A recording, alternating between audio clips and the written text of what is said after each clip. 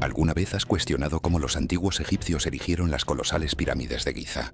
Bloques de piedra de hasta 500 toneladas, ajustados con precisión milimétrica, sin tecnología moderna aparente. Este documental desentraña el enigma. ¿Y si no fueron tallados en canteras lejanas, sino moldeados in situ con hormigón geopolimérico, un material artificial inventado por Joseph Davidovich? Análisis químicos independientes, como los de Fomenko y científicos rusos, revelan estructuras porosas, inclusiones orgánicas y composiciones imposibles en roca natural. ¿Por qué los egiptólogos ignoran estas evidencias y se aferran a teorías de esclavos arrastrando bloques? Descubre cómo esta verdad podría reescribir la cronología egipcia, desafiando miles de años de historia oficial. Prepárate para una revelación que transforma mitos en ciencia.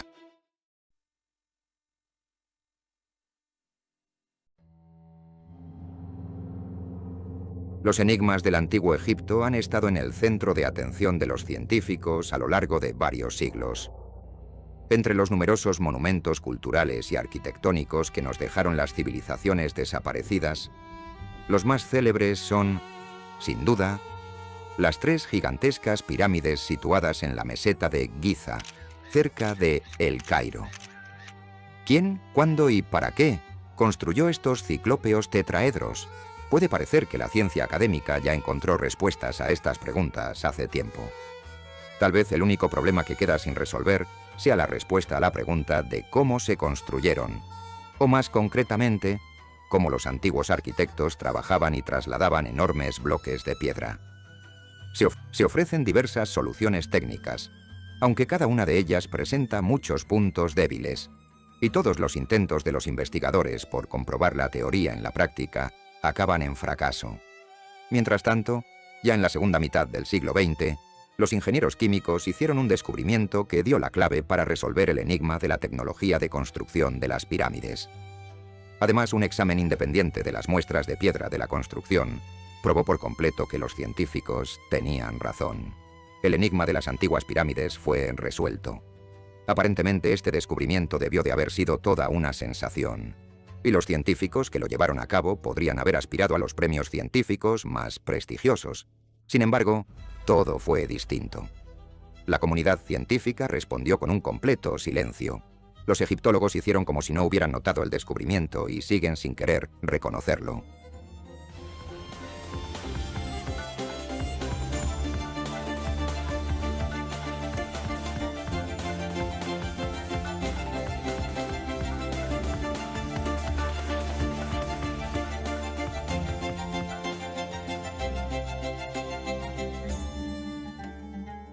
Egipto puede ser considerado uno de los lugares más ricos del planeta para historiadores, arqueólogos, historiadores del arte y simplemente para los turistas. Enormes estatuas de piedra, ruinas de templos antiguos, enigmáticos jeroglíficos en las paredes palaciegas, etc., han inquietado durante cientos de años a los investigadores. Sin embargo, las principales curiosidades de Egipto son las pirámides, que suman más de 100. Se extienden como una cadena a lo largo del río Nilo, durante unos 50 kilómetros. Las construcciones en la meseta de Giza, cerca de El Cairo, dominan este conjunto. Las pirámides de Keops, Kefren y Micerinos recibieron el título de Grandes y fueron incluidas en la lista de las llamadas 7 maravillas del mundo. Faltaría más. La altura de una de ellas, la pirámide de Keops, supera los 140 metros. Está compuesta por más de 2 millones de bloques de piedra, cuyo peso oscila entre las 2,5 y las 15 toneladas. Claro, el ser humano actual es difícil de sorprender, incluso por las grandes pirámides. Y aún así, la pregunta de cómo las personas pudieron erigir algo así hace muchos siglos sigue desvelando el sueño de los científicos, incluso a día de hoy.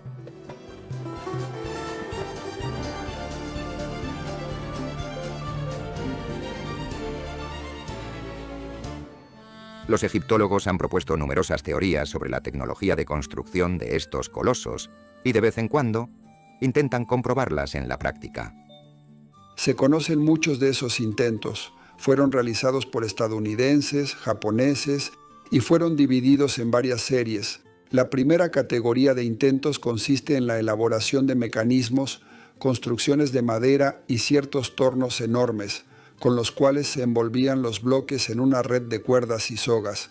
Supuestamente, los antiguos esclavos alzaban los bloques, los cargaban sobre rastras con patines y luego los trasladaban a lo largo de decenas de kilómetros. No obstante, los investigadores se convencieron rápidamente de que, desde el punto de vista técnico, todas estas teorías son, digamos, discutibles.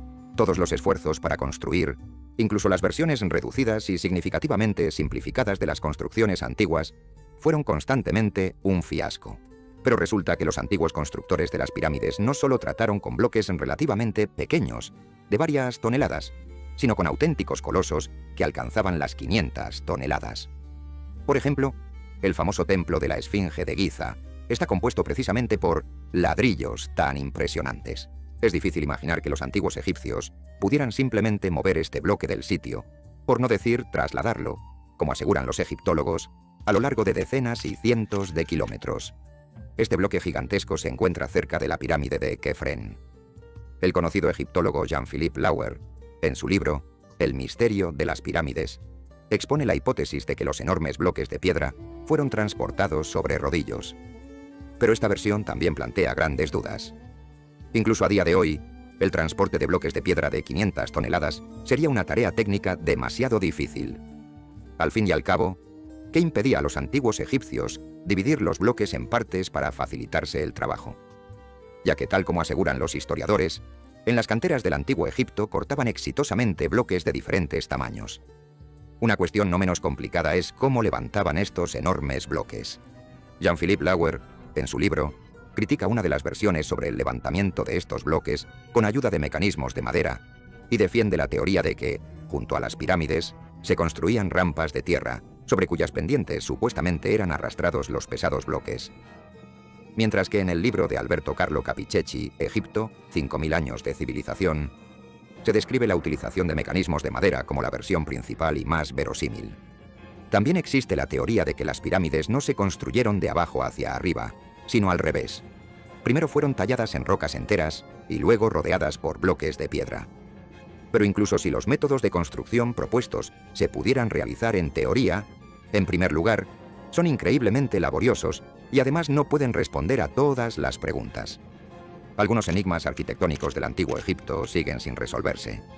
Todos los bloques de piedra de las paredes de las pirámides, tanto los pequeños como los más grandes, están casi perfectamente ajustados unos a otros.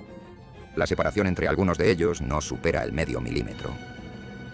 Aquí también, al igual que en la pirámide de Keops, vemos un ajuste perfecto de los bloques de granito, unos bloques grandes que se ajustan en ángulos perfectamente rectos y entre las juntas no se puede introducir ni siquiera una aguja. Para obtener tal resultado, evidentemente no basta con tener ahínco. Se necesitan instrumentos especiales y tecnologías únicas, incluso para el día de hoy, para labrar la piedra. ¿Cómo pudieron los egipcios lograr tal ajuste? Los representantes de la comunidad científica solo se encogen de hombros y continúan deliberando sobre la enigmática grandeza de la civilización egipcia. En ocasiones resulta hasta ridículo. Por ejemplo, me fijé en que en el templo de la Esfinge uno de los ángulos internos no está compuesto por el ajuste de dos bloques, como suele ocurrir en las construcciones en piedra, sino por la elaboración de un ángulo en el propio bloque. Es decir, el bloque tiene diversas secciones y gira unos 5 centímetros hacia la pared perpendicular. Imaginen lo que implica hacer un bloque doblado. Significa que es necesario retirar una capa de toda la superficie del bloque a una profundidad de icnocentímetros. La idea es completamente descabellada y, en el marco de la construcción convencional en piedra, no encaja de ningún modo. Surge otra pregunta. ¿Por qué iban los antiguos arquitectos a complicar tanto un trabajo que ya de por sí era difícil?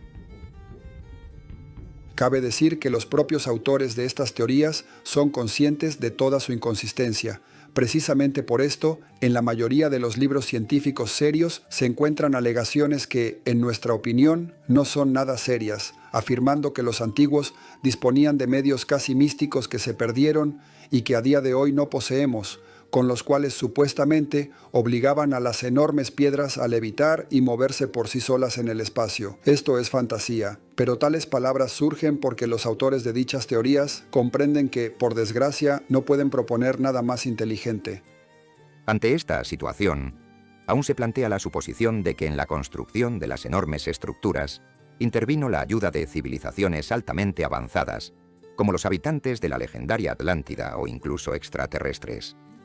Pero, ¿y si la pregunta se formulase de manera diferente, aunque a primera vista igualmente paradójica? Si las fuerzas de los antiguos arquitectos no bastaban para cortar y colocar uno sobre otro los enormes bloques de piedra, ¿de qué manera entonces pudieron haber construido sus grandes pirámides? ¿Quizá utilizaron algún otro tipo de tecnología constructiva?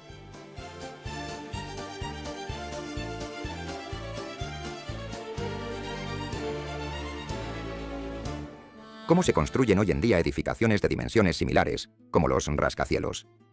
Principalmente con hormigón, claro está. Si las pirámides se construyeran hoy en día, lo más probable es que el principal material de construcción fuera el hormigón. En apariencia, los bloques de las pirámides del antiguo Egipto podrían parecer de hormigón, pero la producción de este material de construcción requiere el uso de tecnologías modernas muy complejas. Tomemos, por ejemplo, la elaboración del cemento, el componente principal del hormigón. En la primera etapa, la roca se muele añadiendo agua y se convierte en una masa líquida. Luego esta masa se somete a un calentamiento gradual en hornos especiales, donde tienen lugar complejas transformaciones físico-químicas. Tras un brusco enfriamiento, se obtiene un semiproducto denominado clinker, que se muele de nuevo. El problema radica en que, durante la etapa de calcinación, se necesita una temperatura de alrededor de 1500 grados. Solo bajo estas condiciones, el material adquiere las propiedades imprescindibles. Es improbable que los antiguos egipcios tuvieran tales hornos y, por lo tanto, tal hormigón. Pero por otro lado, la humanidad ha utilizado desde la antigüedad algo parecido al hormigón o al cemento en la construcción de piedra y ladrillo. Hace tiempo, las personas comprendieron que las piedras por sí solas no se mantienen bien y que necesitan ser sujetadas, ya sea con cemento, cal o incluso con yema y clara de huevo, que adhieren muy fuerte. En diferentes épocas y países, en la elaboración de morteros de construcción, se utilizaban cera, alquitrán, harina de trigo, queso de cabra y jugo de ajo. Pero, ¿acaso se pueden utilizar estos ingredientes en cantidades industriales? Y no para unir bloques, sino para la elaboración de los propios bloques, millones de bloques. Entonces, el hormigón se descarta. ¿O realmente no? El químico francés, profesor de la Universidad de Berna, Joseph Davidovich, desarrolló en la segunda mitad del siglo XX el método para obtener el llamado hormigón geopolimérico. Esta producción no requiere el uso de complejas tecnologías modernas. Para su elaboración, se puede utilizar cualquier tipo de roca molida. Este hormigón se solidifica rápidamente a temperatura ambiente y se transforma en piedra artificial. Actualmente esta tecnología se utiliza con éxito por productores estadounidenses y europeos. La virtud del descubrimiento de Davidovich radica en que, para la creación de piedra artificial, propuso utilizar un fenómeno físico conocido desde hace tiempo: la adhesión. Adhesión, del latín adhesium, adherencia. La unión de cuerpos líquidos o sólidos heterogéneos en las zonas de contacto entre sus superficies. Davidovich supuso que su descubrimiento fue precisamente aquello que los antiguos constructores, incluidos los que erigieron las pirámides egipcias, pudieron conocer. Para hacer hormigón geopolimérico no se requieren altas temperaturas, ni altas presiones, ni tecnologías modernas. Todo lo que se necesita es conocer la proporción exacta de las sustancias químicas que se añaden a la composición. Joseph Davidovich identificó 13 componentes de este material de construcción. Resulta que todos estaban literalmente a los pies de los constructores. Por ejemplo, el carbonato sódico está disponible en grandes cantidades en los desiertos locales y lagos salados, mientras que el barro del Nilo contiene óxido de aluminio. Incluso hoy en día, en El Cairo, junto a las orillas del Nilo, se encuentra el limo del río, que no es simplemente arcilla, sino una mezcla de hidróxido de hierro, aluminio y otras sustancias, incluyendo compuestos orgánicos, que se petrifica al secarse hasta convertirse en una auténtica piedra, siendo una maravillosa sustancia adhesiva. Miren, hicieron un muro de ladrillos de adobe hechos de limo del Nilo o simplemente de tierra. Es imprescindible una sustancia adhesiva para obtener piedra artificial a partir de rocas duras, como el granito o la diorita. Sin embargo, se puede prescindir de ella si se emplean rocas blandas, que pueden ser molidas fácilmente hasta convertirse en un polvo fino. Se puede tomar cualquier tipo de roca, romperla hasta obtener fragmentos de un tamaño determinado, luego mezclarla con ese polvo más fino, remojar simplemente con agua, y el resultado será una piedra prácticamente indistinguible de la roca natural. Así que se puede concluir que en el antiguo Egipto había todas las condiciones para elaborar hormigón. Por cierto, existe una imagen muy curiosa del antiguo Egipto en una de las paredes de la tumba de Rejmira, en el Valle de los Nobles. Se puede interpretar perfectamente como un proceso por etapas en la fabricación de bloques de hormigón. Vemos a 2 egipcios llenando garrafas con agua de un embalse, un tercero moliendo la roca, los siguientes haciendo la mezcla, y luego la masa resultante es cargada en cestos, antes de proceder al vertido del bloque de hormigón.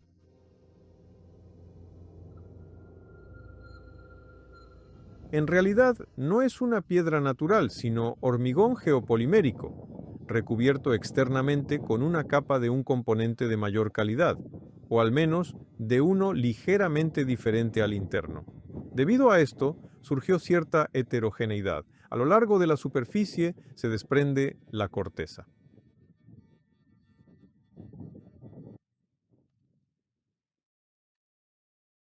Arenilla. Se ve que aquí hay arenilla. Hay arenilla.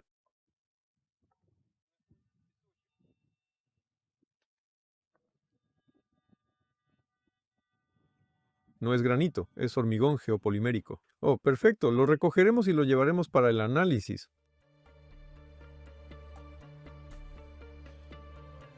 Recordemos ahora los principales enigmas de las pirámides y veamos si pueden explicarse con la teoría del hormigón.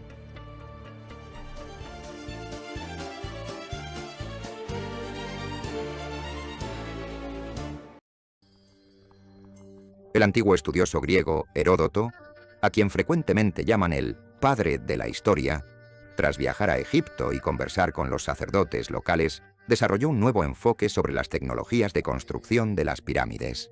Escribe lo siguiente: después de que se colocaran las primeras piedras, el resto se subía con la ayuda de tablados ensamblados con vigas cortas. Así, las piedras se levantaban desde el suelo hasta el primer escalón de la escalera, donde se colocaban sobre otro tablado. Desde allí, las subían al segundo tablado, con cuya ayuda las elevaban al segundo escalón. Había tantos dispositivos de alzado como filas de escalones. O bien podría haber un único dispositivo que, tras elevar la piedra, se trasladaba sin esfuerzo al siguiente escalón. Una descripción bastante confusa. ¿Qué tablado es este y cómo lo levantaban? Pero, ¿es imaginable realmente levantar bloques de varias toneladas con ayuda de tablados de madera?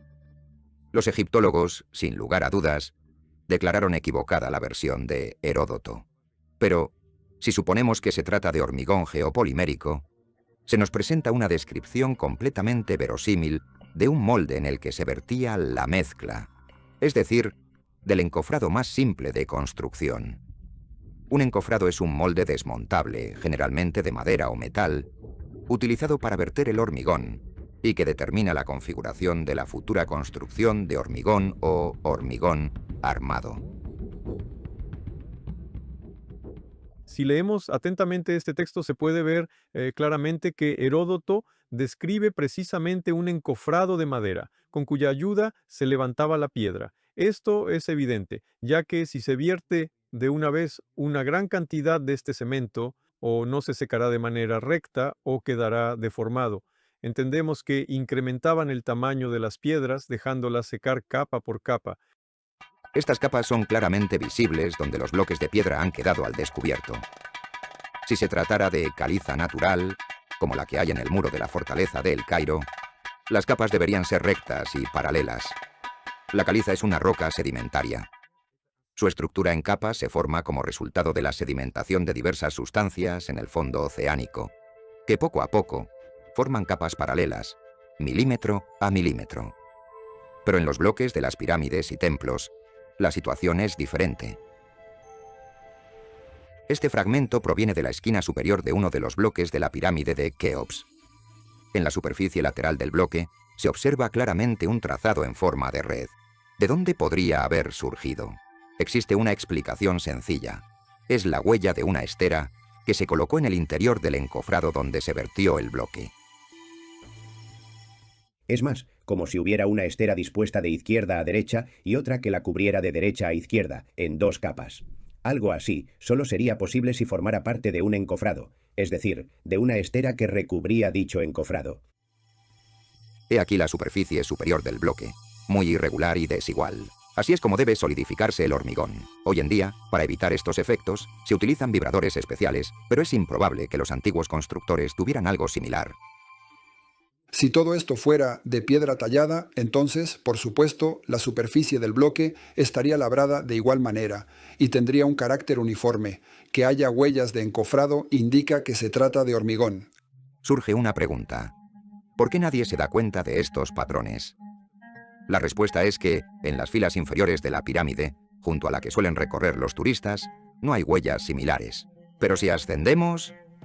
Este fragmento de uno de los bloques se tomó a más de 50 metros de altura. Allí se observan huellas similares en todos los bloques. Podemos pensar que los egipcios trabajaban las piedras de diferentes maneras según los niveles de la construcción. Pero también hay otra explicación. Los bloques de las pirámides son bastante blandos, con una dureza comparable a la del yeso o la de la uña humana. Así las frecuentes tormentas de arena de la región pudieron, a lo largo de tanto tiempo, lijar la superficie de los bloques y borrar todas las huellas. La arena, al impactar contra las pirámides, actúa como una piedra de esmeril al ascender 20, 30 o 50 metros, mientras que las huellas de encofrado se descubrieron más arriba. Pero esas huellas no solo se pueden ver en los bloques de las pirámides. Estamos en el patio del templo de Esna, donde encontramos una piedra con evidentes huellas de ser de hormigón, restos de una estera de caña atrapada en la piedra.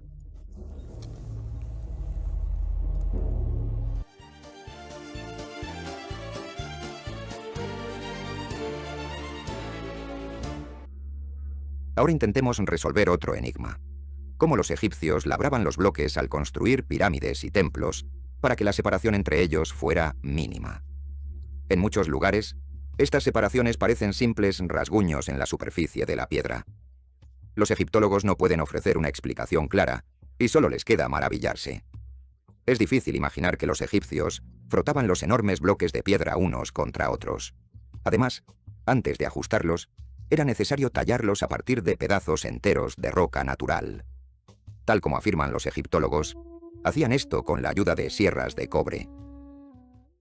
¿Alguna vez alguien ha cortado madera con una sierra común de acero? Sí. ¿Alguna vez ha sido posible hacerlo sin hacer cortes guía? Nunca. La sierra siempre salta fuera de la ranura. ¿Existen tales cortes en los bloques de la pirámide de Keops? Namber nadie los ha visto, en ningún lugar, en ningún momento. Sigamos. ¿Para qué se separan los dientes en diferentes direcciones? Para evitar que la sierra se quede atascada en la madera. ¿Y cómo se pretende cortar piedra con una lámina de cobre sin que se atasque? Se atascaría en el primer intento. Por cierto, ¿quién ha visto alguna vez estas sierras en algún lugar o en algún museo? No existen. Pero si los bloques no eran tallados, sino vertidos, entonces todo encaja. Cada bloque consecutivo se formaba al colocar un encofrado de madera alrededor de un bloque ya formado. Allí se vierte una nueva porción de hormigón y agua, y los dos bloques, como resultado, se fusionan. En principio, los antiguos constructores podrían haber hecho los muros monolíticos, pero en ese caso, las pirámides, tarde o temprano, se habrían agrietado y destruido debido a las diversas oscilaciones de temperatura y a la presión interna de la construcción. Para que la construcción, digamos, respirara, al parecer la dividieron en bloques individuales. Por eso las pirámides siguen ahí. En sus muros, tras largos siglos, no se ve ni una sola grieta. Sin embargo, se pueden descubrir cosas totalmente inesperadas. Por ejemplo, en la piedra de una de las pirámides satélites, situada al sur de la pirámide de Micerinos en Giza, saltan a la vista unas cavidades muy extrañas. Esta pirámide está compuesta por bloques cubiertos por una corteza dura, mientras que su composición interna es significativamente más blanda, algo que no ocurre en las rocas naturales. Pero para los bloques de hormigón es completamente natural, ya que para hacer un bloque pudieron haber utilizado una composición más barata para el interior y otra más costosa y dura para su superficie. Se puede romper con la mano, simplemente con la mano. Esto se refiere a la composición interna de la piedra dentro del hueco. Sin embargo, si intentamos dañar esta corteza, la composición externa, no se puede ni siquiera pensar en hacerlo con la mano.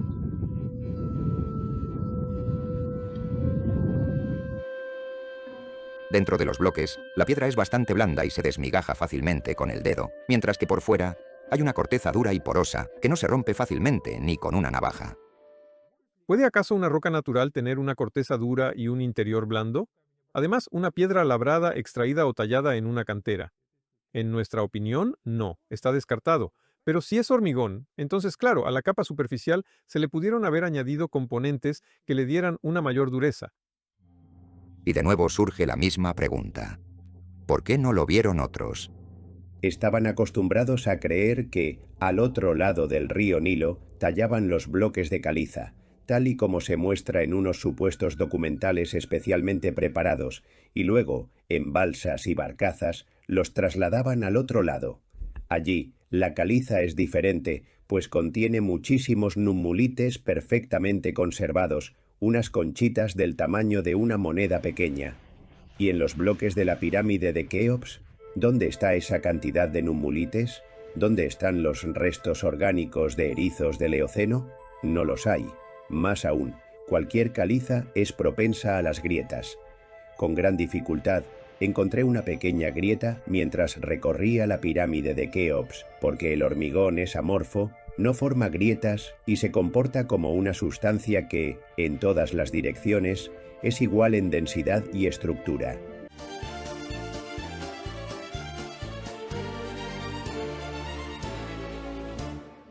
En la pirámide de Keops hay un sarcófago monolítico de granito, pero nadie puede responder a la pregunta de cómo acabó allí. No pudo ser transportado por los pasadizos y puertas existentes de la pirámide, ya que son mucho más estrechos, sin olvidar también otros enigmas de este tipo.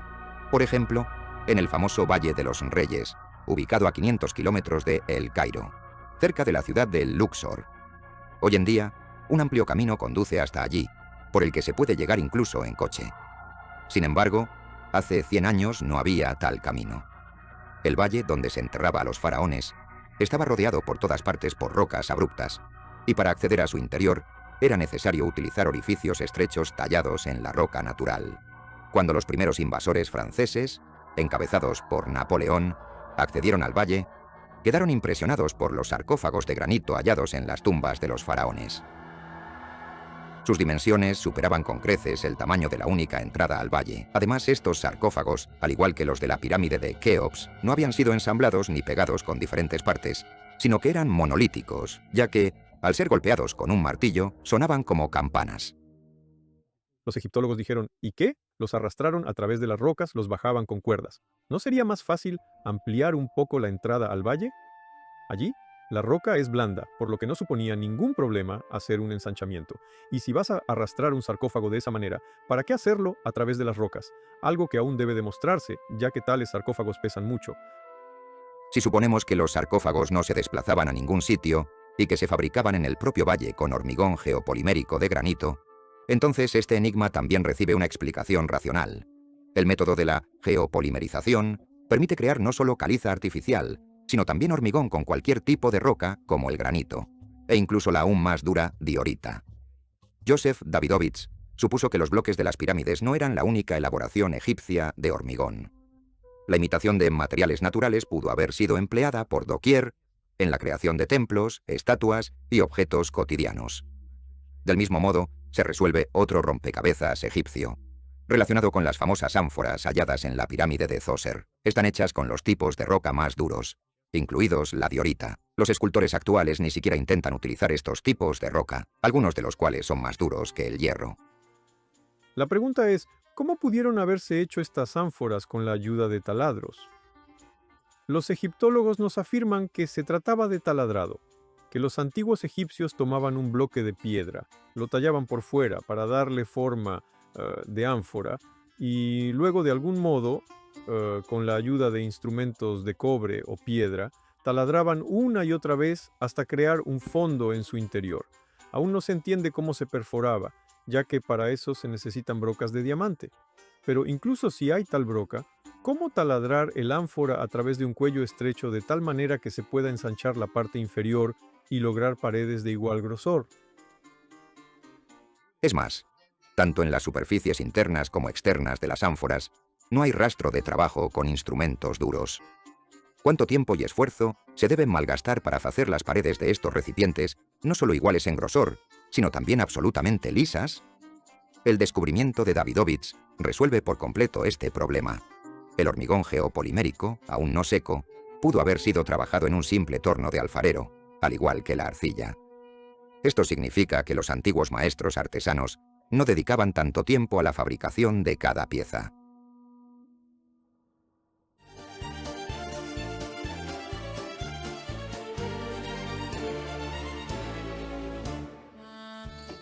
Hay otro hecho que suscita una admiración casi reverencial en muchos egiptólogos. Se trata de la profundidad y precisión de los jeroglíficos, tallados en los tipos de roca más duros. El método del Antiguo Egipto para plasmar las imágenes no tiene análogos en ninguna parte. Si observamos la talla de piedra, digamos, europea o rusa, hecha en piedra blanda, veremos que se talla bajo diferentes ángulos, lo que genera dibujos, depresiones, bultos y cantos cuyas sombras crean la imagen.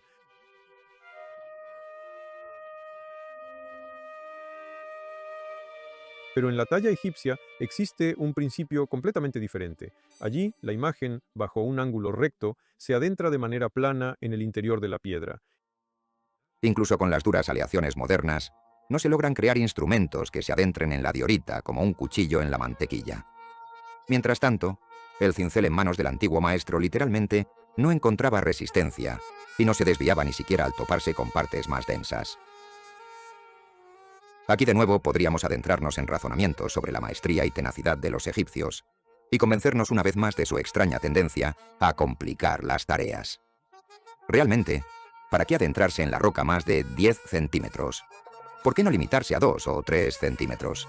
La inscripción seguiría siendo perfectamente legible, pero es posible que, en busca de una explicación más verosímil, en lugar de crear nuevos mitos acerca de ciertos magos laboriosos, sería más productivo regresar a la idea del hormigón geopolimérico y suponer que los jeroglíficos no se tallaban, sino que se imprimían en su superficie aún no solidificada.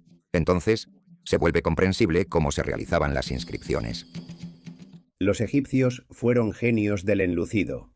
El enlucido que realizaban era perfecto. Las paredes de los templos son literalmente puro enlucido, sobre el que, mediante impresión, se hacían los llamados jeroglíficos. Frecuentemente, este enlucido se considera granito, pero no comprenden cómo la parte interna de este enlucido coincide, como una plantilla, con el material sobre el que está adherido. Si se trata de enlucido, es algo natural. En realidad, si olvidamos que se trata de un enigmático e inalcanzable arte de labrar la piedra, se hace evidente que son trabajos de enlucido.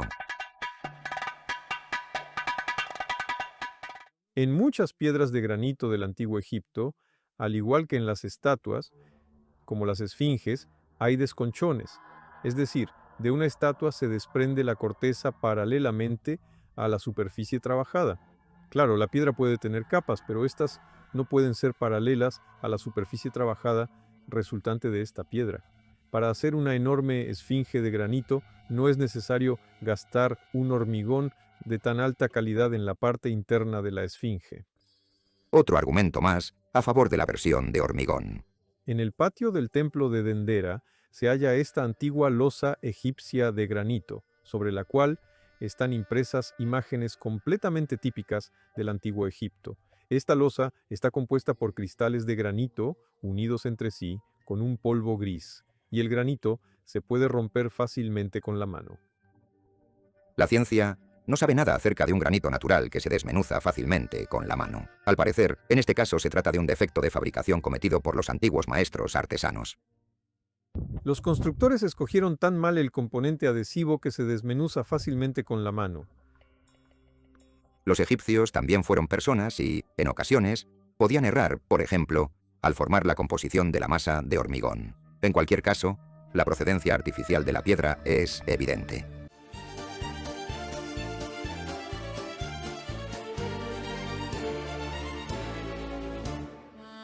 Es necesario aclarar otra circunstancia. ¿De qué manera los constructores molían la roca? ¿Por qué no suponer que esta tarea se realizaba de manera similar a la molienda del grano, en la que se utilizaban morteros, molinos de mano y muelas de molino? En esto no hay ningún problema. De hecho, en Egipto se han hallado molinos de mano que pudieron servir para ello. En los molinos de mano se puede moler la caliza, pero ¿cómo se puede moler hasta convertir en polvo las rocas duras, como la diorita? Resulta que existe un método bastante sencillo. Esto lo hacemos en el campo cada año, cuando necesitamos obtener polvo de un tipo de roca más dura, pero sin que quede hierro residual de las mazas o morteros. Simplemente colocamos una piedra sobre otra y golpeamos con una tercera. Así, piedra contra piedra, se obtiene el polvo. Con este sencillo método, se puede obtener materia prima para fabricar objetos de piedra artificial de cualquier dureza y en cualquier cantidad, si se golpea durante suficiente tiempo, claro. No obstante, no es necesario moler la roca hasta que esté muy fina. La mezcla de polvo con pequeños fragmentos es más firme y permite acelerar la producción. Además, los habitantes de la Tierra, desde tiempos antiguos, utilizaban otro método de molienda menos engorroso. En Yemen, las personas muelen el grano columpiándose en un gran cuenco de piedra, en columpios. Con este método se puede moler un tipo de roca dura, no en pequeños molinos de mano, sino en grandes dimensiones, piedra contra piedra.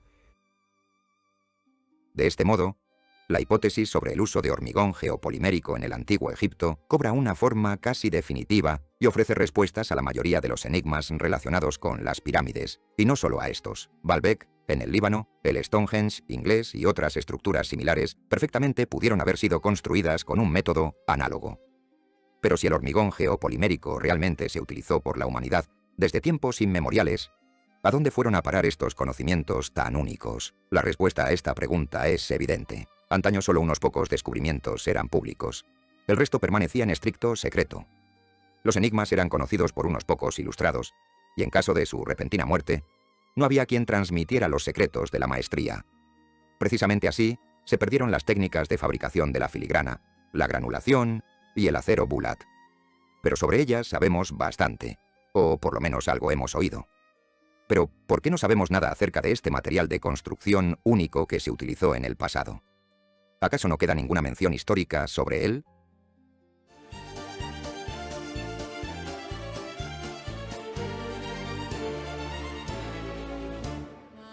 Todos conocemos la famosa piedra filosofal de la Edad Media.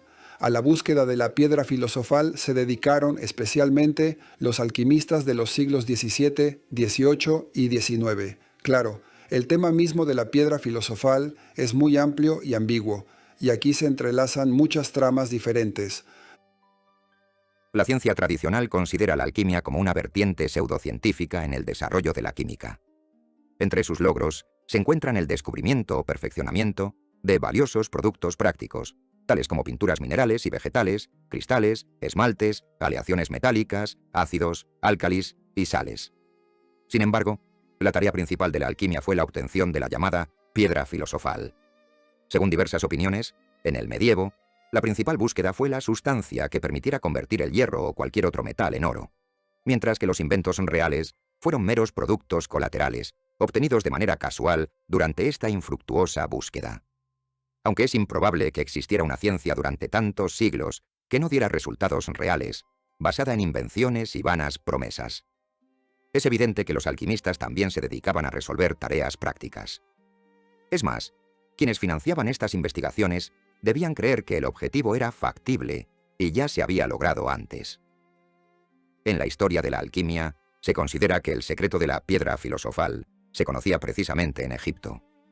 La última persona en poseer estos misteriosos conocimientos fue un romano llamado Morienus. La tradición dice que el rey egipcio Khalid reunió a sus alquimistas y les exigió fabricar la anhelada piedra. Sin embargo, todos sus intentos fracasaron. Entonces, Morienus se presentó ante el rey y realizó fácilmente la tarea. El premio del romano fue que se le perdonara la vida. Al resto de alquimistas los ejecutaron. Pero Morienus huyó, temiendo que tarde o temprano le aguardara el mismo triste destino. Solo muchos años después, uno de los siervos del rey encontró al fugitivo y le pidió revelar el secreto. Y Morienus respondió a la pregunta que se le planteó.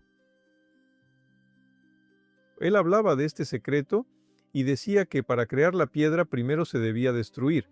Añadía que tenía varios elementos componentes, a los que denominaba con enigmáticas palabras que su interlocutor no entendió. Posteriormente, los alquimistas intentaron interpretar las palabras de Morienus, pero al parecer sin éxito, ya que al fin y al cabo no lograron obtener la piedra filosófica. Sin embargo, ¿y si suponemos que se trataba de la fabricación de hormigón geopolimérico? Nosotros no afirmamos en ningún caso que la piedra filosofal sea necesariamente hormigón geopolimérico, no, pero como uno de tales temas es perfectamente posible, y desde este punto de vista adquieren un nuevo y claro significado muchos testimonios de fuentes antiguas, los que, como hemos averiguado, al acceder a antiguos libros de alquimia, reproducen con gran frecuencia el método de fabricación del hormigón geopolimérico. La tecnología es en realidad la siguiente. Primero se debe moler la roca, luego añadir sustancias específicas, remover todo y finalmente obtener la piedra. Por cierto, hoy decimos piedra artificial, pero antaño se usaban las palabras arte y filosofía para referirse a cualquier conocimiento en general.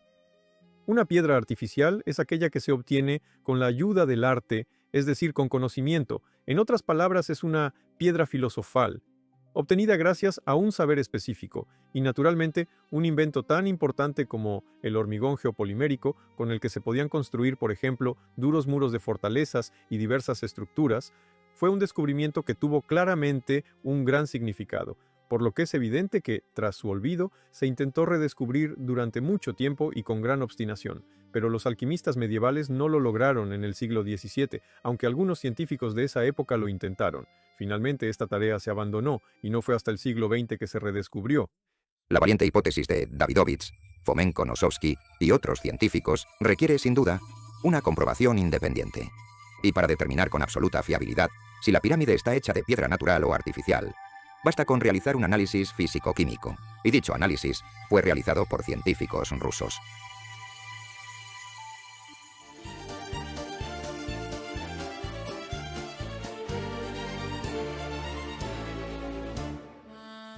En noviembre de 2005, el grupo de investigación del proyecto Nueva Cronología, dirigido por Gleb Nosovsky, visitó Egipto. Durante el viaje, se descubrieron nuevos hechos que corroboran la teoría del hormigón, la mayoría de los cuales se han reflejado en este film. Además, se extrajeron muestras del material de construcción de una de las tres grandes pirámides, la pirámide de Micerinos. La base de la pirámide, hasta aproximadamente un tercio de su altura, está revestida con lo que se considera granito natural. Un fragmento de este revestimiento fue enviado por Gleb Nosovsky para su análisis. Lo recogeremos y llevaremos para el análisis. En realidad, la piedra que compone el revestimiento se asemeja mucho a la natural y apenas presenta características de hormigón. Por eso fueron aún más interesantes los resultados del análisis, realizado en el Instituto de Química Física y Electroquímica de la Academia de Ciencias de Rusia. El objetivo de la investigación consistía en estudiar la estructura y composición de los elementos presentes en una muestra similar a una piedra.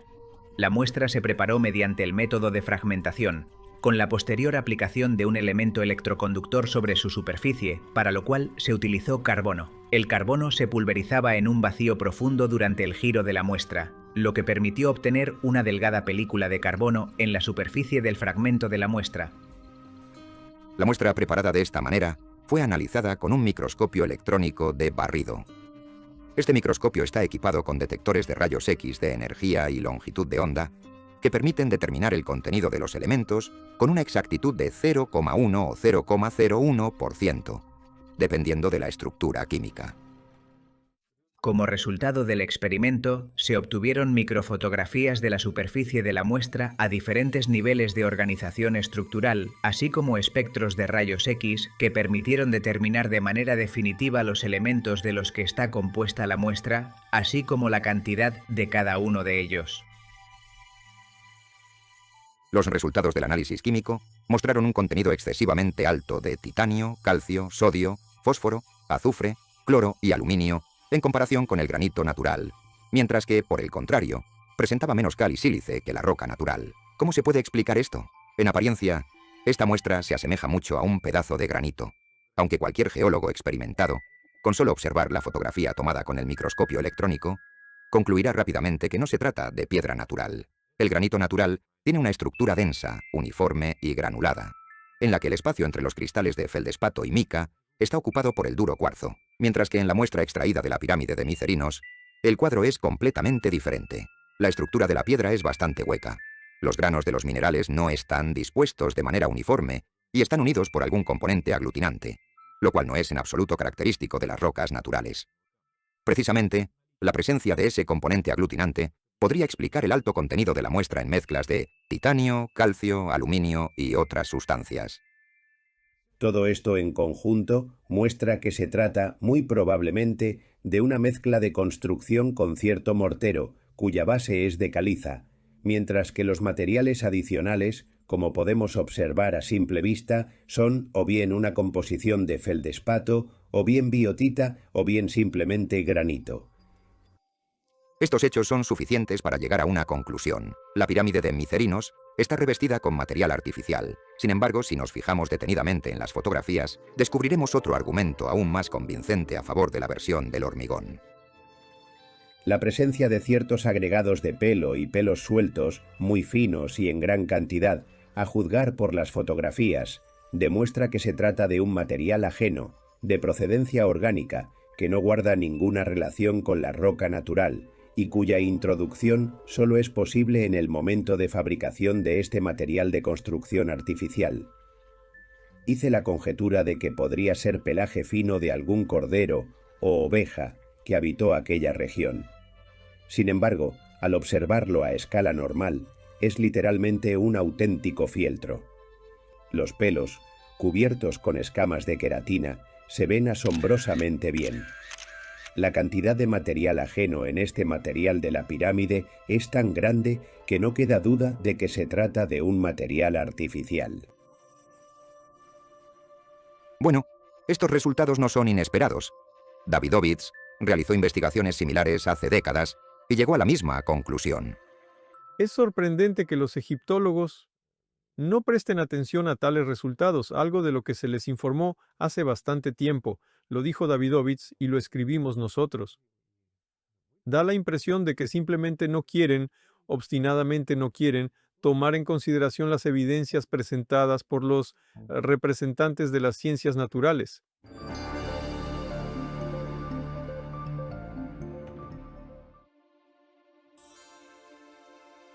En 1982, Jean-Philippe Lauer, partidario de la teoría de la piedra, entregó a Joseph Davidovits 2 fragmentos de los bloques de las pirámides y le propuso demostrar su origen artificial. El análisis químico, realizado simultáneamente en 2 laboratorios independientes, corroboró de manera concluyente la teoría del hormigón. A raíz de esto, Davidovits presentó su informe en un congreso de egiptólogos en Toronto. Sin embargo, Lauer, quien también había asistido al foro, por alguna razón no acudió a la ponencia de su colega. Simplemente se limitó a dar un breve comentario en la prensa. Es inteligente, pero es imposible. No puede ser, porque no puede ser. Así fue la respuesta de un científico a otro. 2 años más tarde, en 1984, Davidovits se dirigió al Consejo Supremo de Antigüedades de Egipto con la solicitud de que se le permitiera realizar una investigación en el área de las pirámides de Giza. Pero el profesor recibió una negativa. Así, justificaron la negativa. Su hipótesis expone solo su punto de vista personal, que no se corresponde con los hechos arqueológicos y geológicos. Es decir, la negativa tenía un carácter puramente demagógico. No se presentó ningún otro argumento en contra de la hipótesis de Davidovits. En nuestra opinión, esto demuestra claramente que ciertos egiptólogos sospechan que cualquier intento de discutir este tema está plagado de grandes problemas. Aquí tienes otro ejemplo completamente reciente. En 2006, científicos estadounidenses realizaron una investigación independiente sobre la sustancia que compone los bloques de la pirámide de Keops. El análisis espectral y mineral mostró que la muestra del material de construcción estaba compuesta por una mezcla de caliza, arena y arcilla. Los expertos llegaron a la evidente conclusión de que se trataba de hormigón. Al parecer, nada puede sacudir el semirreligioso estancamiento de los juicios de los representantes de la ciencia tradicional, ya que el propio Davidovits no solo escribió libros, sino que también demostró en la práctica la viabilidad de construir una pirámide de hormigón con los materiales disponibles para los antiguos egipcios. Cuando miran los bloques de las pirámides, ¿qué ven? Ustedes ven bloques lisos y otros con una superficie bastante irregular. hemos reproducido ambas variantes. El asunto radica en las aguas subterráneas, cuya composición depende del clima y del tiempo. Davidovich intentó de este modo captar la atención hacia su teoría, aunque todo fue en vano. Da la impresión de que los egiptólogos actuales intentan, por todos los medios, conservar el bonito relato creado por sus predecesores en el siglo XIX.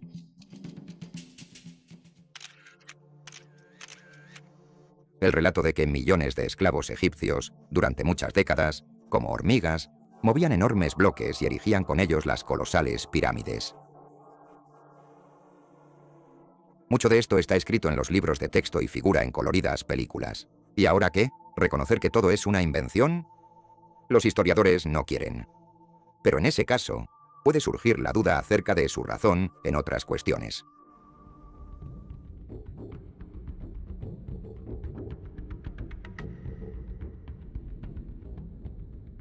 Si en una de las páginas de un trabajo científico se encuentra un grave error y su autor, en vez de reconocerlo, obstinadamente defiende su razón, esto es un indicador evidente de que el trabajo contiene muchos más errores. Y, de hecho, nuestro análisis de la historia y la cronología de Egipto ha mostrado que lo que defienden los egiptólogos se asienta sobre fundamentos muy inestables y que contiene muchos errores importantes y profundos. En todos los manuales de historia, se afirma que la civilización egipcia es muy antigua y que existió hace miles de años. Pero, por sorprendente que parezca, los historiadores no han tenido ni tienen ninguna prueba real que respalde la supuesta antigüedad, supuestamente tan evidente. Así que la cuestión de cómo se construyeron las pirámides no es ni de lejos la única ni la más importante. Sin embargo, al tratar de responderla, los representantes de la ciencia tradicional se aferran obstinadamente a la versión errónea. Existen evidencias que sugieren que, para el resto de las preguntas, ¿cuándo, quién y para qué construyó?, las respuestas de la ciencia académica tampoco están tan fundamentadas como podría parecer a primera vista. Tenemos los mejores programas para que tus días ya no sean tan iguales.